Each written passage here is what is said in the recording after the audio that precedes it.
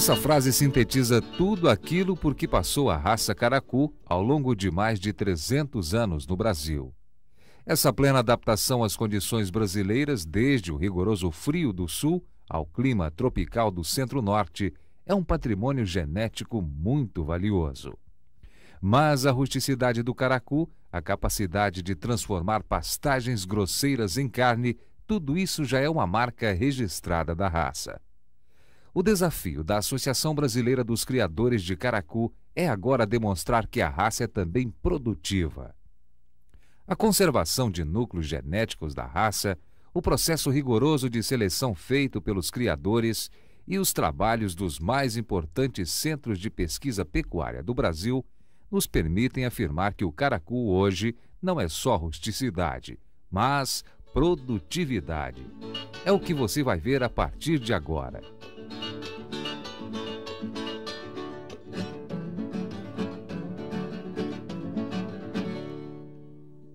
Para entender o que representa o gado caracu hoje, é preciso conhecer um pouco da sua história. A raça está presente no Brasil há mais de 300 anos.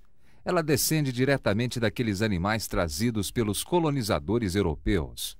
Esses animais, originários de várias raças da Península Ibérica e da França, foram acasalando entre si, formando a raça caracu. Ao longo de todos esses anos, o caracu enfrentou todo tipo de condições desfavoráveis, desde a neve no sul até o clima tropical do Brasil central. Essa seleção natural, que é a mais rigorosa seleção que existe, fez com que sobrevivessem apenas os mais fortes. Aqueles animais que tinham problemas de parto, problemas de prepúcio, problemas reprodutivos, foram ficando pelo caminho sem deixar descendentes. Além da seleção natural, já no início do século, alguns criadores passaram, mesmo que empiricamente, a selecionar seus animais. Mas com a chegada do zebu da Índia, a raça caracu começou o seu período de esquecimento. Relegada a segundo plano, perdeu espaço e quase desapareceu. Na época, poucos criadores acreditaram no potencial da raça e permaneceram em um processo de constante seleção. Esses criadores passaram a trabalhar isoladamente, formando núcleos de seleção distintos. Um desses núcleos se concentrou em Minas Gerais, mais precisamente no município de Poços de Caldas. A seleção foi desenvolvida especialmente por uma família, a família dos Carvalho Dias. Eles desenvolveram na fazenda Chiqueirão o que é conhecida hoje como linhagem caldiana. O zootecnista André Carvalho Dias, terceira geração da família na seleção do caracu, nos fala como seu avô iniciou esse trabalho. Esse é o rebanho da fazenda Chiqueirão. Ele foi iniciado há mais ou menos 104 anos por meu avô, Lindolfo Pio. E ele começou o rebanho com mais ou menos 12 cabeças. E desde então ele adquiriu animais. Esses animais eram criados principalmente pelo pessoal da família Junqueira, na região aqui de Poços de Caldas. E assim que possível ele começou a produzir os próprios touros aqui dentro da fazenda. Em 1947, esse rebanho foi fechado e desde então o rebanho passou a sempre produzir os próprios animais. A seleção feita pelos Carvalho Dias é diferenciada dentro da raça. É um dos poucos rebanhos onde a seleção é para a dupla aptidão, carne e leite. Essa opção não se deu por gosto ou preferência, mas sim por uma questão econômica. O André nos explica isso com mais detalhes.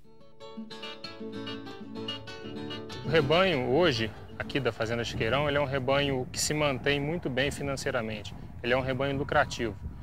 Isso porque, apesar da produção de leite por animal ser pequena, se nós compararmos com outros rebanhos de bovinos puramente leiteiros, ela é uma produção extremamente barata. Ela é uma produção feita basicamente a pasto. O volumoso é todo pasto. A parte também de rusticidade, ela ajuda muito nessa parte financeira, porque o custo de medicamentos é muito baixo, o custo com o animal é muito pequeno.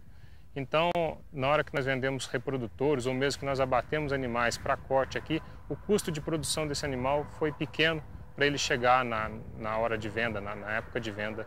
Isso aí contribui para a parte financeira do rebanho. A parte de leite, falando só dela, é muito importante por permitir um giro de capital. Todo mês eu tenho uma entrada de dinheiro referente só a leite, que permite que eu banque toda a parte de ração, toda a parte de manejo do gado, de mão de obra que eu preciso para o rebanho. E a parte de venda de reprodutores ou venda de animais para cortes, ela sai praticamente livre. E isso aí dá um rendimento muito bom para o rebanho. E essa filosofia de preservação e seleção da raça não se restringiu apenas à linhagem caudiana.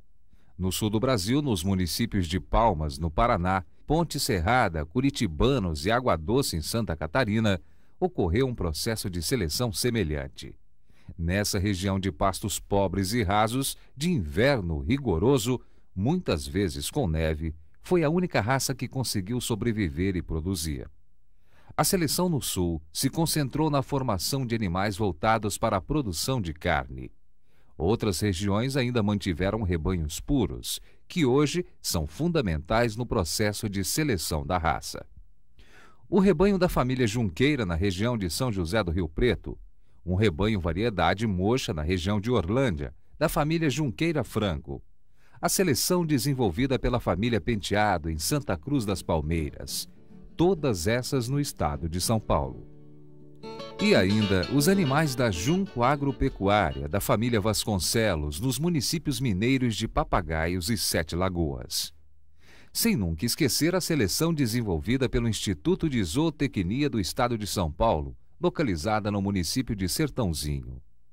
O IZ representa um dos mais importantes centros de pesquisa do Brasil, sendo pioneiro na seleção oficial da raça. Todos esses rebanhos representam uma reserva genética muito grande, conservando todas as características positivas da raça.